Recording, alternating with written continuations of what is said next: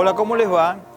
Leticia Tamborindegui se califica como una apasionada y militante de todo lo que tiene que ver con los derechos del niño y de la adolescencia, pero también lo que tiene que ver con la igualdad de derechos de las mujeres. Licenciada en Trabajo Social, ella es parte de un equipo multidisciplinario en lo que es la Comisaría de la Mujer, y yo la denominaría una mujer muy comprometida con lo que verdaderamente es la acción social. ¿Cómo andás, Leticia? Hola. Gracias por venir. No, gracias a vos por la invitación. Bueno, tiempos difíciles. Máxime cuando venimos de atravesar una pandemia que parece que exacerbó todo.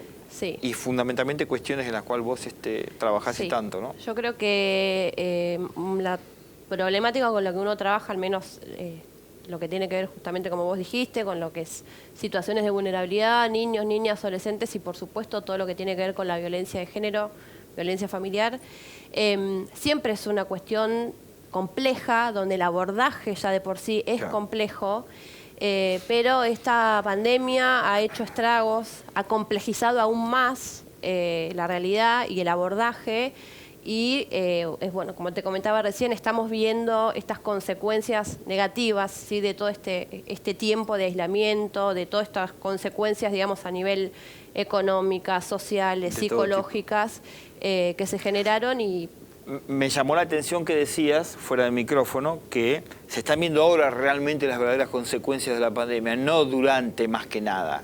No, es que justamente, a ver, en lo que es la atención directa de situaciones que ameritan una intervención de un equipo interdisciplinario, lo estamos viendo ahora al momento de las denuncias, de las intervenciones que solicitan las distintas escuelas o las distintas instituciones por donde circulan chicos o adolescentes, o distintas organizaciones barriales o sociales por donde también empezaron a circular las mujeres, o niñas o adolescentes que ameritan permanentemente intervenciones o algún tipo de contención o algún tipo de asesoramiento por determinadas situaciones que están viviendo, o a nivel familiar, a nivel pareja, o a nivel familia conviviente, digamos. Entonces, bueno, sí, es muy...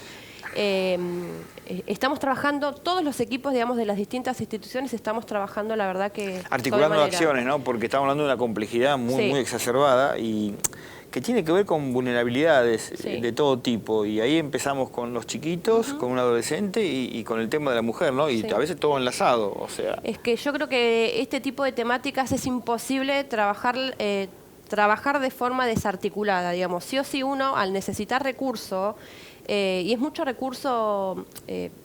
más allá del recurso monetario, digamos, es recurso humano, porque hay que sostener proyectos de vida, hay que sostener vínculos, hay que acompañar familias, hay que acompañar etapas de crianza. Entonces se necesita de mucho sostén profesional para poder acompañar, ¿no?, cada situación, y eso implica que todas las instituciones, ya sean las estatales, las de la organización, qué sé yo, barrial o civil, tengamos sí o sí que sentarnos a planificar en conjunto o a pensar estrategias en conjunto, por supuesto, para acompañar a quien lo requiere. ¿Y quiénes los contienen a ustedes? Porque en definitiva, bueno, mi hija hace trabajo social hace mucho tiempo, Marilyn, y yo la he visto saliendo corriendo un domingo porque una chiquita tenía intenciones de suicidarse, por ejemplo, de dejar una comida. O sea, quien hace trabajo social, vos sos licenciada en eso, casi que no tiene, es full time. No hay un horario, che, voy a trabajar de 8 a 12. No, y el no, resto... es imposible. No, yo creo que, a ver,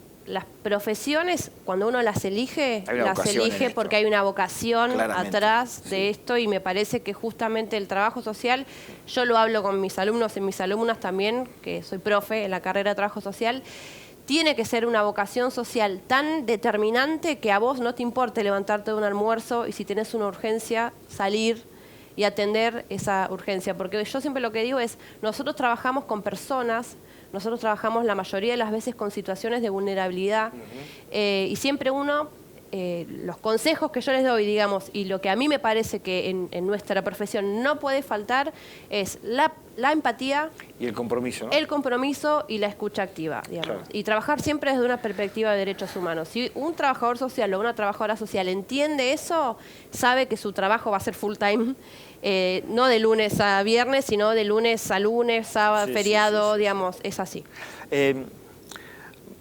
mucha gente me ha hablado de tu compromiso, que es muy fuerte. Y, por ejemplo, recuerdo una situación que se mediatizó mucho de una gente que de pronto adoptó a los chiquitos africanos y de pronto un día para el otro dijeron no podemos estar con ellos, no hay manera de armar un grupo intrafamiliar donde nos proyectemos con ellos, los vamos a dejar.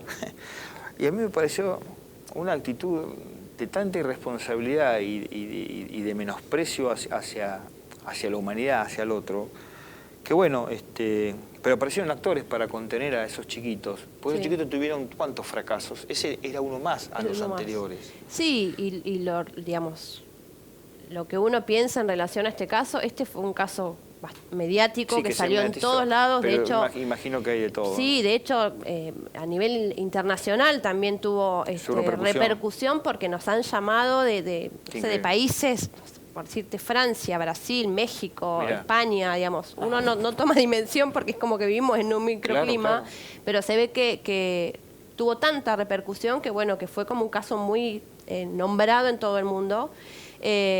Lo loco de esto es que no es el único caso que tenemos, ¿sí? Quizás, bueno, porque se mediatizó, pero digamos, situaciones de adopciones fallidas o que no haya funcionado, o propias situaciones que capaz que ni siquiera es una adopción, digamos, sino que es una familia que se presenta, mira, no podemos más, no hay forma de que podamos seguir siendo familia, necesita, digamos, eso sucede. Sucede, ¿sí? Más a menudo. Más a menudo de lo que uno piensa, lo que pasa que, bueno, digamos, generalmente lo que se trata es de no exponer este tipo de situaciones en lo que son las redes y los medios justamente para resguardar, ¿no? La identidad, ¿no? O digamos, no revictimizar aún más quizá a niños que son menores de edad, pero sí se ve y sucede. Y hay tantas situaciones que uno, a ver, quien quiere no mirar, no mira, ¿viste? Pero no se percata de las realidades sociales en las cuales está muy inmerso. Pero yo, por ejemplo, me pasa de ver a un chiquito que vende medias en la calle, que lo hacen a veces con prepotencia, y yo los veo que están fuera totalmente del sistema, a veces pertenecen a familias, no sé, me pareció una familia gitana que tenía que ver con ellos. ¿Cómo hacer para cambiar esa realidad, no? Y también para involucrarlos en el sistema, porque, viste, a ver, uno los ve como parias y no, son chicos, o sea, tiene que haber un lugar para ellos en algún momento. Sí, es que además hay una ley, hay un marco legal que a nosotros nos obliga, por supuesto, a tener distintos tipos de intervenciones. Es muy complejo el trabajo, digamos. Estaríamos un día entero hablando, si querés, de todo lo que tiene que ver con situaciones de vulneración de derechos. Todo lo que tiene que ver con las niñeces y eso, aparte me puede, te digo. Pero bueno, generalmente cuando uno ve este tipo de situaciones, lo que nosotros solemos decirle a la gente es, pueden hacer algo. No sé, si vos ves, digamos, es moneda corriente, es cierto, y no está bueno que lo naturalicemos, porque justamente el hecho de naturalizar hace que se invisibilice, con lo cual pasa a ser parte quizá del paisaje. Sí, totalmente. Y pasa esto, ¿no? Es como que después pasa y pasa. Entonces, bueno, no. La idea es que se puede llamar al 911, hay una guardia de niñez que interviene, digamos, que empieza a trabajar con estos niños, con esta familia. Hay todo un sistema de promoción y protección de derechos que así lo impone la ley, digamos, que hace que se tenga que trabajar justamente en el cumplimiento de los derechos básicos de estos niños. Digamos, hay un montón de cuestiones, hay un montón de programas, ya sean dentro del municipio como de un montón de organizaciones o de organismos que también están trabajando. Y bueno, y es eso, ¿no? Es empezar a, digamos, el objetivo principal justamente tiene que ver con esto, con tratar de generar espacios o generar situaciones para poder cumplir sus derechos. Y de inclusión, ¿no? Por supuesto, sí. Bueno, digamos, si son niños que están en la calle, seguramente no están escolarizados. Muchas veces, bueno, cuando me ha tocado intervenir a mí, hasta ni siquiera tenían documentos. Entonces, bueno, uno trata como de ir ordenando, de buscar de qué forma se puede trabajar, se puede intervenir sin generar intervenciones medio violentas también, porque a veces, viste, hay que buscarle la vuelta, exacto, para poder trabajar y hacer un abordaje con esa familia, para poder a lo largo del tiempo también seguir con otro tipo de propuestas, siempre para poder acompañar también. Yo tengo la sensación que los chicos son seres dóciles y que en la medida que uno les muestre la posibilidad de que se sientan a alguien en un ámbito, pasa en el fútbol, que es un ámbito donde muchas clases sociales intervienen Sí. y clases bajas, Sí. y los chicos se ponen una camiseta, de pronto juegan con un compañerito que el papá lo deja en una 4x4. Sí. Y ahí se sienten parte, o Por sea... supuesto, sí, y todos del mismo en grupo. un ámbito colectivo, o sea, porque Sí. claro, después se van de ahí y vuelven a su realidad, Exacto. que es difícil. Sí, sí, por supuesto, y yo creo que son quienes nos enseñan día a día, por supuesto. Claramente. Yo lo veo A los con mis cachetazos. hijos, claro, y a mí me parece que justamente son las generaciones con las que nosotros tenemos que trabajar desde la crianza, digamos, determinando, porque a ver, son las generaciones futuras y ellos son quienes pueden llegar a modificar las cuestiones que hoy venimos trabajando de forma tan claramente. complicadas, digamos. Ellos son quienes, si nosotros desde chicos les enseñamos, digamos, a cómo tratarse, a cómo se garantizan sus derechos, a tener una posibilidad de tener una buena comunicación, buen diálogo, a respetar a la otra persona, solamente por el hecho de respetar y demás, son quienes valores, nos van a marcar. y temas como este, Leticia, porque estos Sí. chiquitos que estamos viendo en esta fotografía, tienen que ver con una movida que, bueno, vos fuiste parte, y que ellos conocieron simplemente el mar, no lo conocían. Y eso, supongo que te llenó el alma, ¿no? Esta foto la tengo en un cuadro, claro, en mi casa, definitivamente. porque fue llegar a lograr esta foto para mí, o este encuentro de estos chicos con el mar, fue un objetivo realmente cumplido. Esta foto será del 2018. Yo estaba a cargo de la Subsecretaría de Niñez.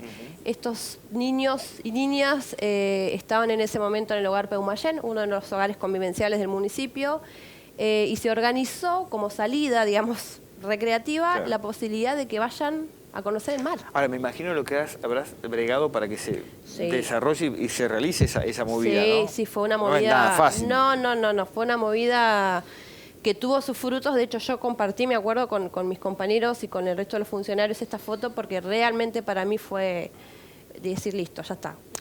Cumplimos con, por lo menos conocieron el mar. Un objetivo hermoso. Y niños que han sido vulnerados en sus derechos, maltratados, alejados de su familia de origen, y por eso estaban en una institución, me parece que disfrutaron a pleno. Y esa era la idea.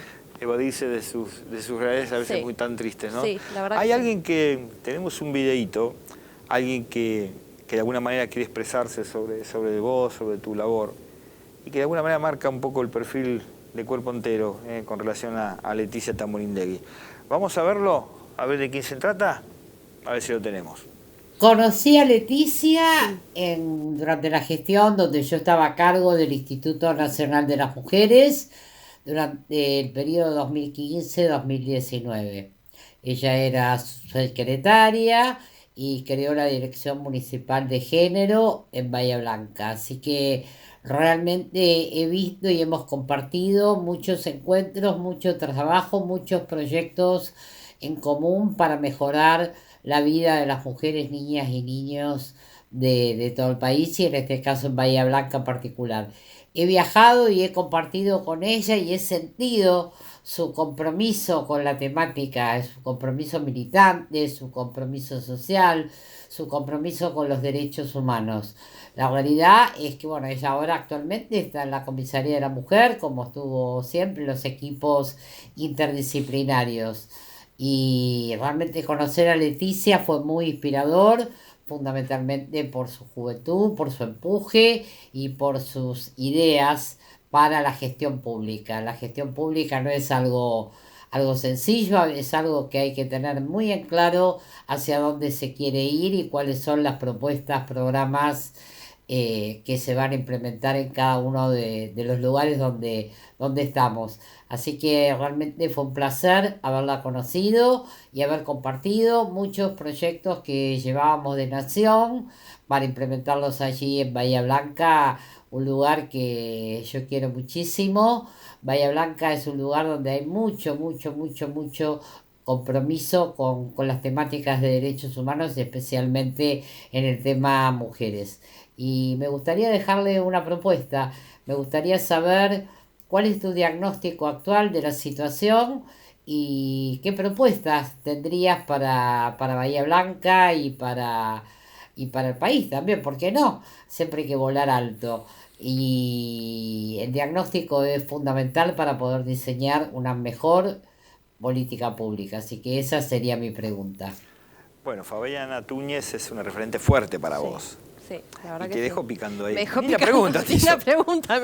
No, Fabi para mí es súper importante porque yo la conozco y la sigo hace muchos años, cuando ella trabajaba en la Casa del Encuentro, que es una de las ONG que empezó a hacer registro de la cantidad de femicidios a nivel nacional.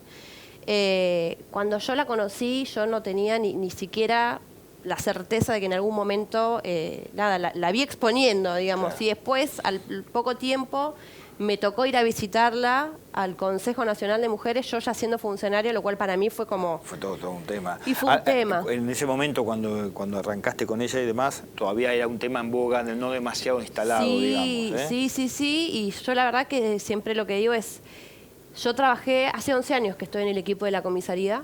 La Comisaría de la Mujer en Bahía Blanca, que fue uno de los grandes aciertos de haberla creado en nuestro medio. Sí. Me tocó esta posibilidad de integrar parte de una gestión, la primera gestión de Héctor Gay, y me convocaron básicamente por mi experiencia en ese momento en lo que tenía que ver con la atención, digamos, de lo que eran las situaciones de violencia de género. Yo estaba, me acuerdo que cuando me convocan yo estaba posparto, tenía mi bebé de 4 meses. O sea, tenés 2 chicos, tengo 2 nenes, chiquito. exacto, sí. Dije que sí, no lo pensé, dije, bueno, es una buena posibilidad, claro. Viste que siempre dicen cuando viene un hijo siempre trae un pan abajo el brazo, bueno, el mío me trajo... Te trajo más trabajo. Más trabajo, pero me abrió muchas puertas porque conocí gente maravillosa que hoy en día tengo mucho vínculo. Qué bueno. Y una de esas primeras visitas que hice, digamos, fue a verla a Fabiana. Y trabajamos muchísimo, es cierto que pudimos abrir acá en Bahía Blanca el Hogar de Protección Integral, que sigue por supuesto funcionando, se abrió la Dirección de Políticas de Género. Y bueno, sí, yo de lo que dijo Fabi, digamos, si tengo que contestar la pregunta que picante que me dijo, la verdad que yo, el diagnóstico que hago me modificó de lo que es antes de la pandemia, después de la pandemia. Yo lo que creo es que no quedó otra... Sí, pero por una cuestión de que había que atender y había que contener las situaciones que se estaban sucediendo, de tener que articular... La pandemia sacó lo mejor y lo peor de nosotros. Sí. Y cuando hablamos de lo peor en situaciones de violencia de género, ya la cosa se complica. Sí, porque a muchas situaciones que estaban ahí, como que estaban, es tipo olla... Subyacentes, pero ahí ya como que eclosionaron. Eclosionaron, explotaron, sí, claro. Y había veces que eran situaciones que uno no sabía para dónde iban a disparar. Tremendo.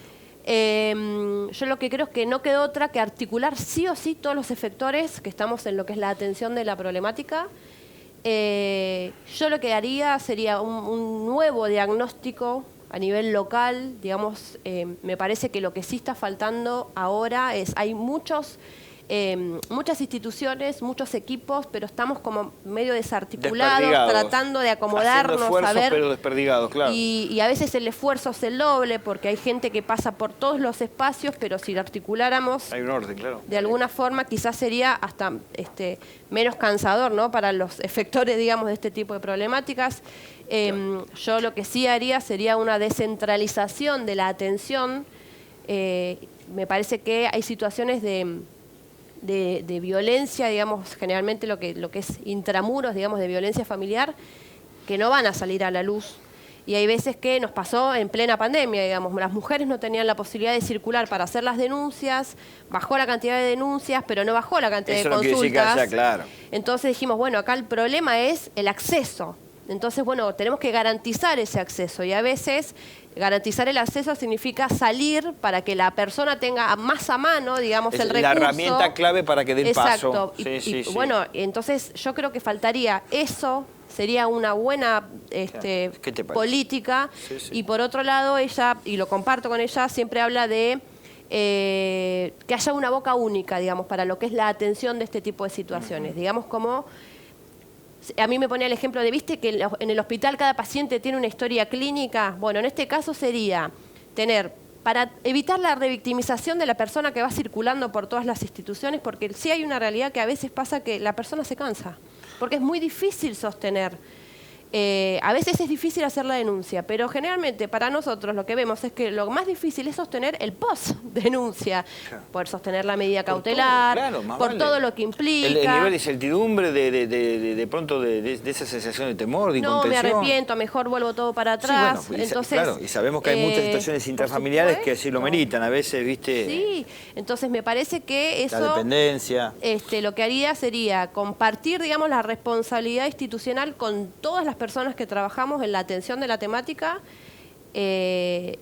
compartir también lo que tiene que ver con el pensar estrategias, por supuesto, determinadas para cada persona tiene una situación distinta y cada persona se interviene de forma diferente, pero sí hay mucho para hacer. Leticia, ¿y ahora no ves que hay mucha hipocresía con este tema cuando de pronto hay un discurso que sí, que hay la igualdad, la violencia de género, tenemos que trabajar en esto, en aquello, en lo otro, y de pronto salen...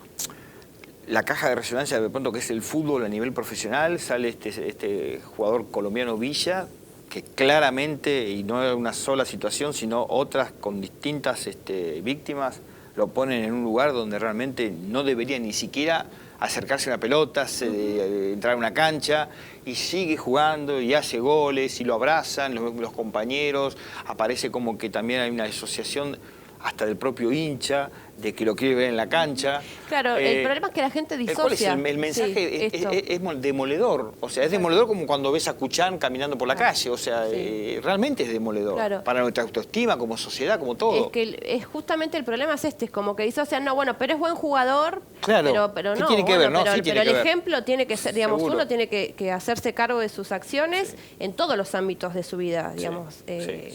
No podemos, uno es uno solo, o sea, no podemos desprender varias personas en una, la persona es una sola. O sea. Y el mensaje es erróneo, porque en realidad estamos tratando, vemos que hay una mujer que es asesinada cada 29 horas, cada 31 horas, digamos, se crean estructuras porque justamente se entiende la necesidad de atender específicamente lo que es la violencia de género, y salen todos a respaldarlo. Claro. No, bueno, pero es buen jugador, pero metió un gol. Bueno, pero no deja de ser una persona violenta, como si hablamos de Cartés es un buen actor. Claro, digamos, así, entonces ¿viste? Me parece que está mal, digamos. El mensaje que dejamos es, total, en este ámbito lo puedo hacer, pero después yo... No, claro, me parece porque es Boca, porque claro, ¿viste? Lo necesitamos que haga goles, un disparate. Y ahora, al margen de eso, también tengo que decir que se ha avanzado muchísimo en poco tiempo. Sí. En un espacio, inclusive hasta en lo cultural, digo, hay una apertura de diversidad, inclusive, los jóvenes. Sí, de los jóvenes. Yo creo que nos dan cátedra. Nos dan cátedra, yo digo a los cachetazos porque pasa con mis hijos, o sea, me aleccionan permanentemente y está bien, porque yo pertenezco a otras generaciones. Es que yo creo que vamos rompiendo estructuras, estas estructuras que nos vienen de generación en generación heredadas, ¿no? De patriarcales, machistas y demás. Claro. A mí me cuesta, digamos, y es un ejercicio que uno tiene que hacer todos los días. A veces las mujeres son más machistas que los propios hombres. Sí, y reproducen mucho más a veces estas conductas machistas, con lo cual es hasta más doloroso, porque a veces uno dice, cuando hablamos de sororidad tiene que ver con esto, ¿no? Con armar estas estructuras o estos grupos de mujeres que se entienden y se apoyan y se acompañan, pero después tenés una que sale en los medios y el resto de las mujeres son hasta más crueles, digamos, que quizá que los propios hombres. Pasa con algunas mediáticas como Viana Canosa, por ejemplo, falta escucharla un poquito y te das cuenta. Claro, y digamos, me parece que por eso yo siempre hago foco en que una de las cuestiones más importantes tiene que ver con el abordaje desde la crianza, digamos, desde jardín, primaria, secundaria, digamos, ahí es donde nosotros, digamos, los que estamos trabajando en estas temáticas, bueno, justo ahí, pon la foto, ¿ves? Es esto de dar charlas, bueno, por supuesto. Que no sea tabú, o sea, hablar las cosas al pan, o sea, con pero experiencia. Pero pasa que ellos te lo plantean con una liviandad, digamos, te lo preguntan hasta sin vergüenza, claro, porque entre ellos quizás lo hablan sin vergüenza, digamos, y te preguntan cuestiones vinculadas, por supuesto, y me parece genial, a la ESI, que la ESI ya es una ley que ya tiene más de 16 años, que ya tendría que ser moneda corriente, que digamos que se implemente, y todavía, digamos, lo que es educación sexual integral en escuelas todavía algunas un no tabú, se implementa, claro, el tema, cuando no se vincula únicamente, digamos, no es hablar de sexo Bueno, con los niños, sino que tiene que ver con otras Hoy hablaba cuestiones. con situaciones justamente en la radio de temas que tienen que ver con estas jovencitas adolescentes que quedan embarazadas, que se encuentran de pronto en una situación, ¿viste?, donde se le plantea todo un trauma. Y nada, empecemos por charlas sobre educación sexual y claras y digamos... Pero aparte, la ESI, básicamente, lo que trata de hacer también es hablar del acceso a derechos, del acceso a la información, del acceso que tienen ellos a saber, a conocer sobre la identidad. Es un derecho, digamos, a las pautas que se tienen que manejar en relación a, digamos, aceptar su propio cuerpo, a respetar y aceptar el cuerpo del otro, digamos. La realidad es que muchas de las veces que nosotros vamos a dar este tipo de charlas, nos sucede que cuando terminamos de dar la charla salimos y vienen niños o niñas o adolescentes a decirnos, ¿puedo hablar con vos? Mirá. Sí, me está pasando esto. Y a veces terminan siendo denuncias. Qué fantástico, ¿no? Entonces, vos decís, ahí es donde tenemos que trabajar, porque ahí es donde son quienes pueden dar vuelta a esta cuestión no tan violenta de la sociedad. Por eso también es cierto de que antes un educador, un maestro, tenía un deber que era enseñar ciertas cuestiones, pero hoy esta situación social que estamos viviendo hace que ese maestro tenga multiplicarse en otras cuestiones. Y bueno, es lo que hay, y me parece que tienen que tener ese compromiso de cuando perciban una situación especial con el chico. Porque la realidad es otra. La realidad nos muestra todos los días distintas problemáticas que tenemos que atender, porque las viven, las sufren nuestros chicos, y tenemos que estar preparados como profesionales, como adultos, como padres, como educadores, digamos, como personas que acompañamos en deportes, digamos. Entonces, bueno, hay que tener las herramientas y brindarles los espacios de contención también para que si llega a haber alguna situación que les genere, que les haga ruido, que sea una situación de vulneración de derechos, así sea una consulta, una duda, lo puedan plantear. Por eso es tan importante la comunicación. Y no, bueno, el celular, no, digamos, la comunicación es otra cosa, es sentarte en la mesa, poder hablar, mirarte. Claro, que también ese chico, llamándolo por su nombre, sienta que es alguien, que de alguna manera puede salir de ese escenario tan oscuro, que de pronto ve que su papá le pega a su mamá, que a veces es abusado el mismo, que tiene tantas complejidades, que va a la escuela y con hambre, o con frío en invierno porque no tiene ropa necesaria. Hay tantas cosas, ¿no?, que hay que sobrellevar. ¿Y qué pasa con tu carcasa para soportar todo ese tipo de situaciones? Porque ellos son parte, digamos, que me imagino que te trasladan a otro mundo, tus hijos.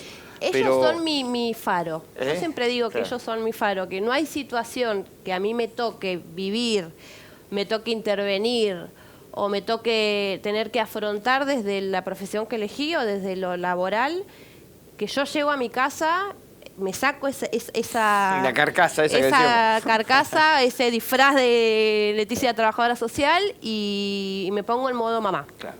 La verdad que yo siempre digo que nunca me imaginé, nunca me imaginé que iba a ser un mamá. No era lo que lo pensaba, yo siempre me imaginé trabajando. Después me dio miedo decir cómo voy a ser mamá con la problemática en la que yo trabajo. Pero bueno, la realidad es que me han acompañado, me acompañan, me han bancado, hemos logrado una dinámica, porque somos nosotros tres, que la verdad que hoy pienso que no hubiese podido lograr nada de lo que logré a nivel profesional o laboral sin no tenés mis hijos. Esta historia, este apoyo, este ámbito, ¿no? Tal cual. Y Leticia, ¿hubo alguna situación que te haya conmovido más allá de tus historias familiares, de este momento tan especial con tu viejo que me contabas que estabas atravesando? ¿Hay una situación especial que te haya conmovido especialmente en todo este trabajo? Porque yo siempre digo, podemos hablar demasiado, pero me gusta humanizar las historias. ¿Podemos humanizar un poco todo lo que me contaste en alguien en especial durante todo este tiempo? ¿Alguien que te haya tocado, un joven, una madre, una mujer golpeada, un adolescente? Que la cual te haya atravesado, yo supongo que varias historias. Sí, estoy pensando, un montón. Y en cada ámbito, yo trabajé inicialmente, digamos, cuando yo terminé la carrera, me vine a Bahía, estudié en La Plata, en la Universidad de La Plata, hice la residencia en salud en el Hospital Pena, que fue toda una experiencia maravillosa para mí. Trabajé los casi 4 años que dura la residencia en el área de pediatría, claro, con lo cual me vinculé con historias, con familias. Siempre mimetizándote con situaciones complejas. Ya arranqué con, claro. Pero bueno, eso fue lo que determinó también un poco, ¿no? Digamos, hay un montón de lugares donde un trabajador puede realizarse, digamos, y yo siempre me vinculé para ese lado. Yo creo que tengo historias en todos los ámbitos donde me ha tocado trabajar. Tengo historias maravillosas también en el área de niñez. Digo maravillosas porque de todo lo malo siempre uno trata de... Sí, porque supongo después te habrás encontrado con ya no niños, sino siendo ese mismo niño. Y me pasa que a veces voy caminando por la calle, sí, ¿no? O me he encontrado con chicos que los conozco de bebés. Y me ha pasado con chicas que las conocía, no sé, por ejemplo, en una internación en pediatría, después yo trabajé en un servicio local, digamos, entonces las ves y son mamás y cómo tienen a sus hijos y, hola, ¿cómo estás? Me reacuerdo de vos y vos decís, la verdad que está bueno que uno haya podido acompañar, claro. Y bueno, y son situaciones, a ver, siempre uno dice, la verdad que nos toca intervenir con situaciones re complejas y que no son lindas, pero a la larga... Para mí lo que diferencia, por ejemplo, el hecho de trabajar con una situación de abuso, con una situación de maltrato, vos le garantizás, o al menos tratás de mostrarle a ese niño, esa niña o ese adolescente que hay otras formas de vivir. Que hay otra realidad, sí. Y hay gente que lo va a querer, le brindás, digamos, otro acompañamiento u otra forma de vida que se merece. Entonces, para mí eso, después verlos de adultos, decir, bueno... Es uno que la verdad que el acompañamiento o todo lo que atravesamos para llegar hasta donde llegó valió la pena. Esos chiquitos que hoy vimos con la mirada hacia el mar, en la cual vos de alguna manera fuiste la mirada especial que tuvo para que ellos lleguen ahí, por primera vez ver el mar, tomar contacto con el mar, quizás es la mirada hacia un horizonte que nos cambie un poco las perspectivas, ¿no? Y bueno, tiene que haber muchas más miradas de esas y muchas más fotos como esa que tanto querés especialmente. Sí. Así que nada, Leticia, muchas gracias por este momento. ¿Y a seguir? Sí, por supuesto. Hay para rato todavía, así que, nada, la verdad que a mí me motiva también el hecho de estar acompañando en la formación a los futuros y futuras trabajadores sociales. Eso es clave, eso es clave. Eso para mí es un aliciente, digamos, y además me encanta formar parte, digamos, de su formación, de poder, ¿no? También acercarles mi experiencia profesional y bueno... En algún momento nos cruzaremos, pero uno también tiene que ir dejando su legado, ¿no? Sí, claramente. Así que, y bueno, y alguna vez también, en algún momento, quizás la clase política empiece a mirar un poco más a gente como ustedes, a gente que trabaja en las ONG y demás, porque son las que transitan el barro y que conocen las realidades y le toman el pulso a tantas cuestiones que hay que modificar. Así que nada, gracias, muchas gracias. Gracias a vos por invitarme. No, por favor. Bueno, nada, con Leticia Tamborindegui que tenemos este espacio. Muy prontito volveremos a estar con uno nuevo acá en Líderes. Gracias.